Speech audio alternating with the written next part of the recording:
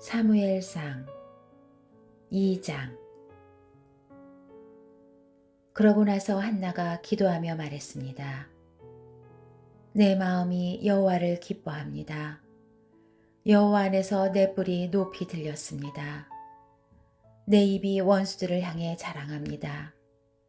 내가 주의 구원을 기뻐하기 때문입니다. 여호와처럼 거룩하신 분은 없습니다. 주 외에 다른 분은 없습니다. 우리 하나님 같은 반석은 없습니다. 너희는 교만하게 말하지 말라. 그런 오만한 말을 입에 담지 말라. 여호와는 지식의 하나님이시니 그분이 사람의 행위들을 저울질하실 것이다. 용사의 활은 꺾이지만 넘어진 사람들은 힘으로 띠를 둘렀습니다. 배부르던 사람들은 먹을 것을 얻으려고 품을 팔겠지만 배고프던 사람들은 더 이상 배고프지 않습니다. 잉태하지 못하던 여인은 7명의 자녀를 낳겠지만 많은 아들들이 있는 여인은 미약해졌습니다. 여호와께서는 죽이기도 하시고 살리기도 하시며 무덤까지 끌어내리기도 하시고 올리기도 하십니다. 여호와께서는 가난하게도 하시고 부하게도 하시며 낮추기도 하시고 높이기도 하십니다.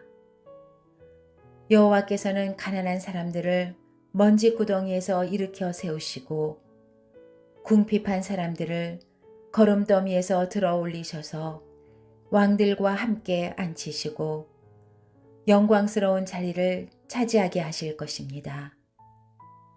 땅의 기초들은 여호와의 것이니 여호와께서 세상을 그 위에 세우셨습니다. 여호와께서 성도들의 발걸음을 지켜주시고 사악한 사람들을 어둠 속에서 잠잠하게 하실 것입니다. 힘으로 당해낼 사람이 없으니 여호와께 대항하는 사람들은 흩어질 것입니다. 하늘의 천둥과 번개로 그들을 치실 것입니다. 여호와께서 땅 끝까지 심판하실 것입니다. 그러나 그분께서 세우신 왕에게는 힘을 주시고 기름 부어 세우신 왕의 이름을 높이실 것입니다. 그 후 엘가나는 라마의 집으로 돌아왔지만 사무엘은 엘리 제사장 밑에서 여호와를 섬기게 됐습니다. 엘리의 아들들은 악한 사람들이었습니다. 그들은 여호와를 의식하지 않았습니다. 그 당시 제사장들이 백성들에게 행하는 관습이 있었는데 그들은 그것을 무시했습니다. 누구든 제사를 드리고 그 고기를 삶을 때는 제사장의 종이 3살 달린 갈고리를 가져와서 그것으로 냄비나 솥이나 큰 솥이나 가마에 찔러 넣어 찍혀 나오는 대로 제사장의 고기를 갖는 것이었습니다. 실로에 올라오는 모든 이스라엘 백성들에게 그렇게 했습니다. 그리고 기름이 태워지기 전에 제사장의 종이 제사 드리는 사람들에게 와서 제사장에게 구워드릴 고기를 주십시오. 그는 삶은 고기보다는 날 것을 원하십니다. 하고 말하곤 했습니다. 만약 그 사람이 기름을 먼저 태운 뒤에 원하는 대로 가져가시오 라고 말하면 종은 아니 지금 당장 주십시오. 그렇지 않으면 내가 강제로 빼앗겠습니다. 라고 대답했습니다. 이렇듯 엘리 아들들의 죄는 여호와 보시기에 너무나 큰 것이었습니다. 그들이 여호와의 제사를 업신여겼기 때문입니다. 한편 소년 사무엘은 고운 삼배의 에봇을 입고 여호와를 섬겼습니다. 사무엘의 어머니는 남편과 함께 매년제를 드리러 올라올 때마다 작은 겉옷을 만들어 사무엘에게 가져다 주곤 했습니다. 엘리는 엘가나와 그 아내를 축복하면서 말했습니다. 기도로 얻은 아이를 여호와께 바쳤으니 여호와께서 이 아이를 대신할 자식을 주시기를 빕니다. 그들은 이렇게 기도를 받고 집으로 돌아갔습니다. 여호와께서 한나에게 은혜를 베풀어 주셔서 한나가 임신을 했습니다. 그래서 세 아들과 두 딸을 낳게 됐고 어린 사무엘도 여호와 앞에서 잘 자랐습니다. 나이 들어 늙은 엘리는 자기 아들들이 온 이스라엘 백성에게 행한 모든 일과 회막문에서 일하는 여자들과 잠을 잔 것에 대해 다 듣게 됐습니다. 그래서 엘리가 아들들에게 말했습니다. 너희가 어떻게 이런 짓을 할 수 있느냐? 내가 사람들에게서 너희가 저지른 못된 행동들에 대해 다 들었다.